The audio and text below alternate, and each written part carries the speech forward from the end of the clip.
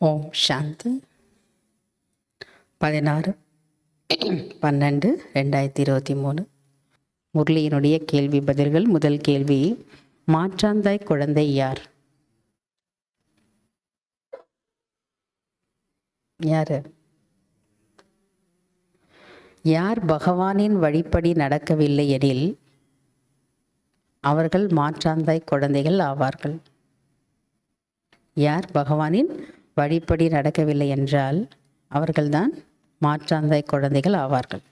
இரண்டாவது கேள்வி, தனக்குள் என்ன உறுதி எடுத்துக்கொள்ள வேண்டும்?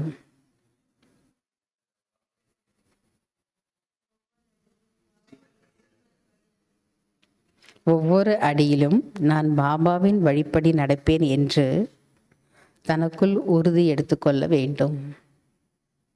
மூன்றாவது, தந்தை எந்த மாதிரி சேவை செய்கிறார்? நான் எந்த பலனையும் எதிர்பார்க்காமல் சேவை செய்கிறேன். பாவையார் சுயநலமற்ற சேவாதாரி. அபகாரம் செய்பவர்களுக்கும் உபகாரம் செய்கிறேன். பாரதத்தை தங்க குருவியாக மாற்றுகிறேன். நம்பர் 1 உபகாரம் செய்பவனாக இருக்கிறேன்.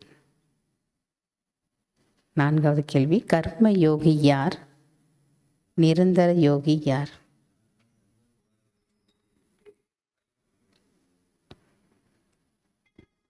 அனைத்து பாபா சொல்றார்,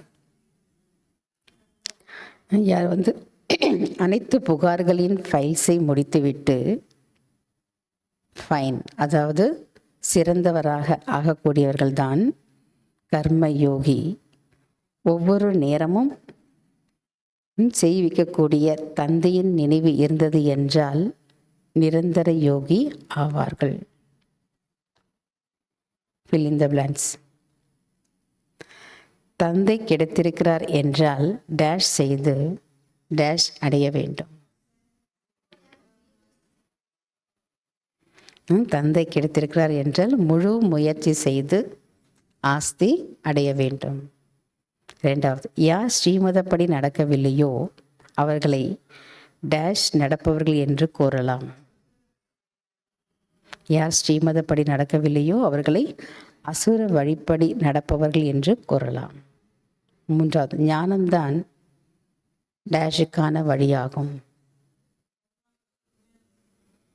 ஞானம்தான் உண்மையான வருமானத்திற்கான வழியாகும்.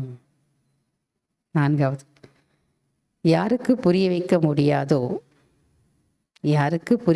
முடியாது எனில் டேஷ் இருக்கிறார் என்று கூறலாம். அதாவது ஞானத்தை பிறருக்கு புரிய வைக்க முடியல அப்படின்னா டேஷ் இருக்கிறார் என்று சொல்லலாம்.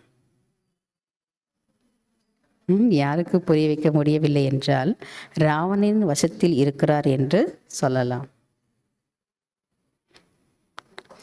ராவண விகாரங்கள், ஏதோ விகாரங்களுக்கு வசமாயிட்டு இருந்தால் அவங்களுக்கு புரிய வைக்க முடியாது.